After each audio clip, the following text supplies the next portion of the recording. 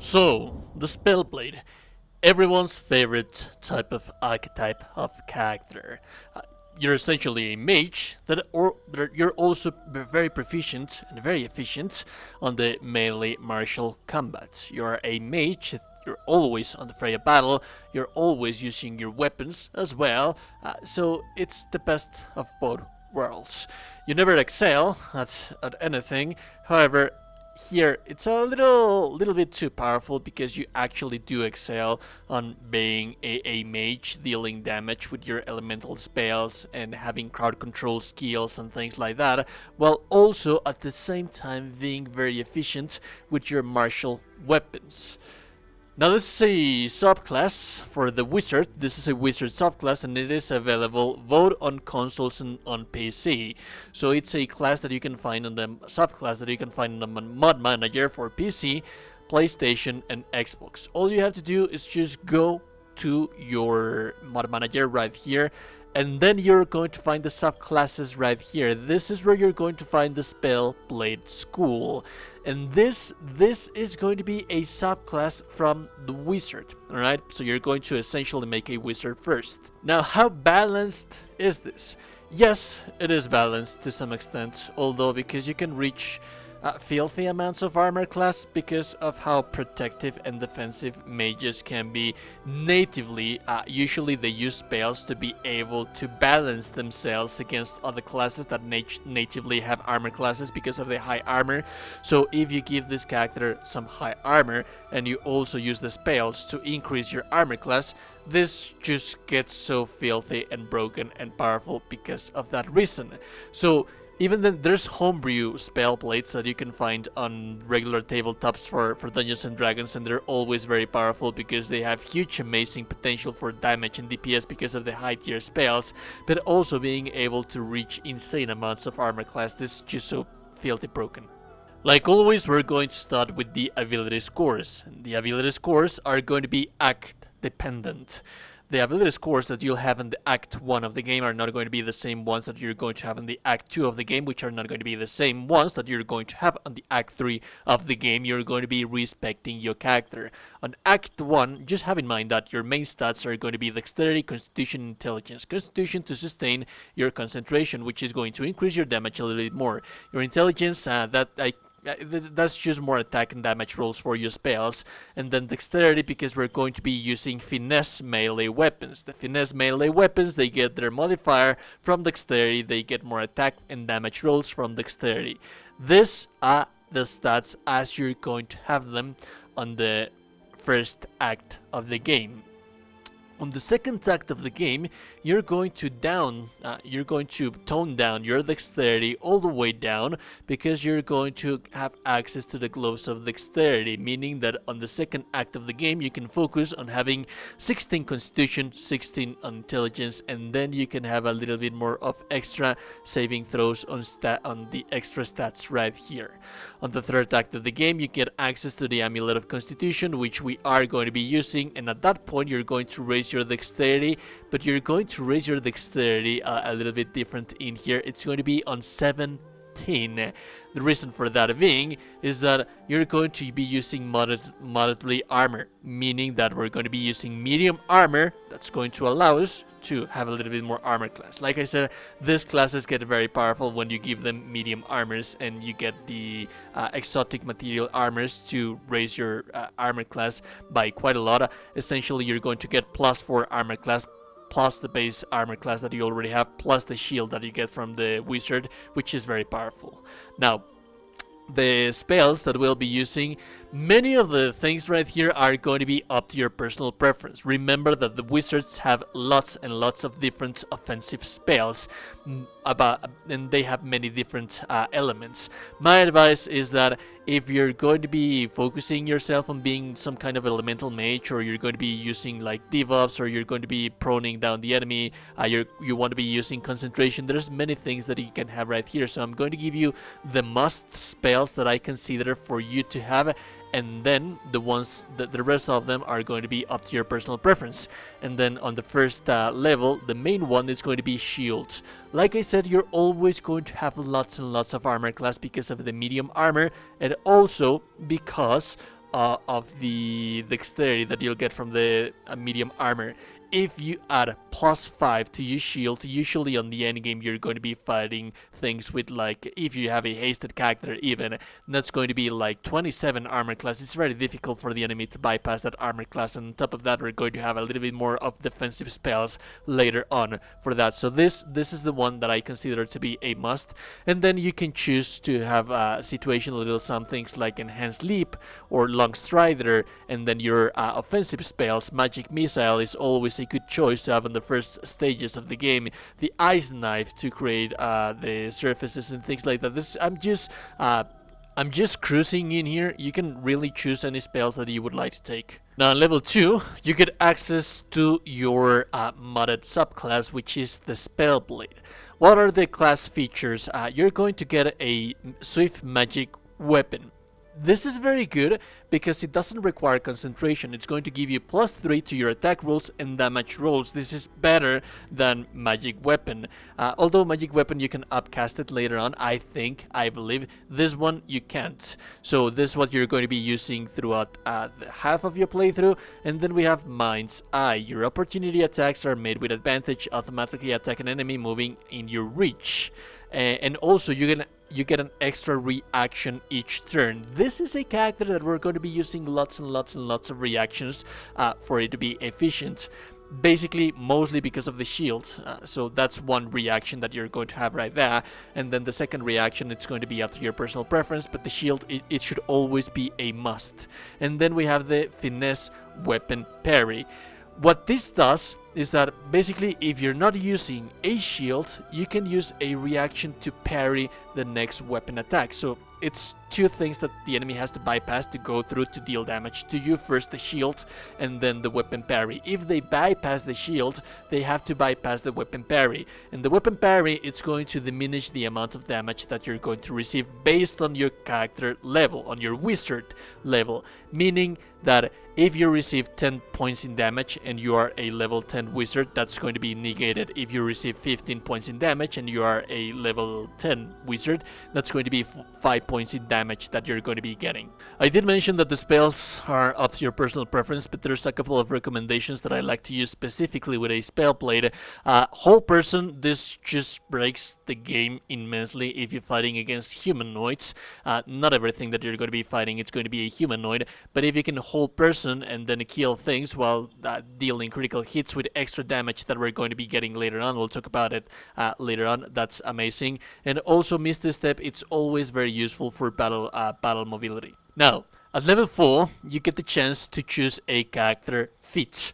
My recommendation, my advice is that even when you're not going to have the dexterity as I showed you on the second act of the game, you should take the moderately armor right in here to increase your armor class with your medium armors that you're using, because at this point, even when you're going to be using the gloves of dexterity on the second act of the game, you're still going to get access to a very, very good armor that it's exotic material on the second act of the game, meaning that you're going to be getting the most armor class out of that exotic material armor. So yeah, take moderately armor as soon as you can. The spells, like I mentioned, are up to your personal preference. At level 5 you can start taking very powerful things like, for example, Fireball. Fireball destroys things. This is AoE. And then one extra amazing thing about this character, about the Spellblade, that is a character, I'm not sure if we already got it, maybe we'll get it later on, but essentially what you can do with a Spellblade is that you can cast a spell, a damaging spell, and then use your bonus action to use your melee weapon to deal more damage. And what do you know, it's right here on level 6. On level 6 you get access to the Spellblade Flurry, which after casting a spell you can make a melee attack using a bonus action. This is a very this is an amazing class also to multi-class into a thief, but we'll not be making that in this video. As soon as you get access to level 4 spell slots, you can also take one of my favorites, which is Fire Shield. This is going to give you resistance to fire and cold damage, and it's also going to deal damage whenever they do manage to bypass the huge armor that you have. So for example, let's say that an enemy managed to bypass the high armor class that they did on you, that you have, and then they parry, they didn't did that much damage because of your parry. Because they didn't deal much damage, you can also retaliate with your fire shield, so this is one that you should always be using as well at the start of combat. And then you also get access to a character feats, which we're going to be taking into ability improvements to increase our intelligence right here. Now at level 10 we get something very interesting. This is bugged right now, but not in a bad sense, and there's a couple of a little bit of a concession that you would want to make right in here in the events that this wouldn't be bugged, which is the Spellblade. When you're using a finesse weapon and you're not using armor or a shield on your offhands, you get a plus bonus to attack roll and deal additional magic damage equal to your intelligence modifier. The additional damage that you're going to be dealing, it's going to be based on the 4 elements that the Spellblade has, meaning that's thunder, lightning, cold, and fire. Those are the 4 elements that you're going to get as an extra based on your ability modifier. However, as you can see right here, I am using medium armor and I'm still proccing this thing. Ideally what this should do is that if you're not using any type of armor, that's how it should be working. It's not working properly right now. Even when I'm not using armor at all, I have tested this thing right here quite a bit of time. It's not giving me any bonus attack rolls. It's just right now as it is, this the Spellblade at level 10, regardless of you having armor or not having armor, it gives you the bonus damage. How does the bonus damage work? Well, essentially, you're going to get plus points in damage based on your ability modifier from each one of those specific 4 elements. So for example, let's say that right now our intelligence is on 18, meaning that we get plus 4 ability scores because of our intelligence. That means that every time that I deal damage, melee damage, it's going to add plus 4 from fire damage, 4 from cold damage, 4 from thunder damage, and 4 from electric damage from electric damage. And then if I raise up at level 12 my intelligence to level 20, that's going to be 5 plus ability scores that I'm going to have on intelligence, meaning that's 5 fire damage, 5 ice damage, 5 thunder damage, and 5 electric damage, for a total of 20 extra damage. However, this is going to be a concession if this the subclass feature is working properly as intended. Right now you would have to make the concession if that would be working for you. If it is working like that for you, if you're not getting like the extra damage bonus while you're seeing the medium armor, you're going to have to make a concession. Either do not use medium armor, do not take moderately armor and increase your dexterity on with a character feat, and then use mage armor as a spell as base armor. But that's not as powerful. I would always trade more armor class instead of damage in any D&D. And then finally, at level 12, we are going to take our intelligence to 20 thanks to the ability improvement. So, how should my character be looking like on the itemization? You're going to be using medium armors for exotic materials. There's a link in the video description on how you can get them on the second act of the game. It doesn't necessarily have to be the armor of agility. The only difference between that one and the armor of agility is that the armor of agility has 17 more armor class, and then you're going to be using something that it's going to allow you, not the enemy, to prone you or knock you down. Then you're going to be using the Hell Dust globes to increase your fire damage. In Act 2 of the game, you're going to be using the Globes of Dexterity. The Crusher's Ring, as soon as you get access to it on the first act of the game, which you're going to change for the Strange Conduit Ring, try to always be concentrated, because that's going to give you 1d4 psychic damage. The Killer Sweetheart, to have critical hits on demand, and as soon as you get access to the Amulet of Greater Health, this is what you're going to be using right here. As for the weapon has to be a finesse weapon, because we're going to be getting our ability scores, our attacks and damage rolls from finesse weapons. So you can be using the rapiers, or you can be using scimitars or things like that. There's many good ones which I'm going to have linked in the video description.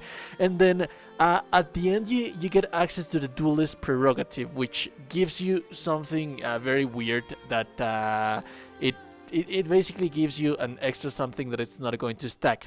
While you're using this one on your main hand and you don't have anything on your offhand, you get one more extra weapon melee. You can get an extra reaction, but that doesn't stack with the extra reaction that you already had on your turn based on your Spellblade. As a matter of fact, I haven't tested that. It might be, it might not be the case. Just have in mind that your reaction, you should be managing. The one that you're always going to be saving your reactions for is going to be for the Mage Armor Shield, and then for the parry. Those are the reactions that you should be using with this class. And so the gist of everything of this class is very, very simple. You have a class right here that if you outfitted it like I showed you, you should have a total of basic armor class of 22. If you have a hasted character, if you use haste on yourself, because that's something that you can do, you are a mage, you haste your own self, that's 24 armor class plus 5 from the magic shield armor class, that's 29 armor class that the enemy has to bypass, meaning that the only way that they can deal damage to you is by landing a critical hit, and if they manage to land a critical hit, then you're going to be using your parry to reduce that damage, and then you're going to be using your magic shield, your elemental shield, to deal damage, retaliate with damage that they did on you, and that's essentially the gist of everything. As for damage, you're going to be casting spells, all kind of different types of spells. You can be using Hold Person against humanoids, you can use Hold Beast against beasts, you can use elemental magic against fiends, for example. If they are resistant to fire, then use cold against them, or something that they are not resistant to. You can also create cold surfaces for the enemy to trip down, and if you are concentrated,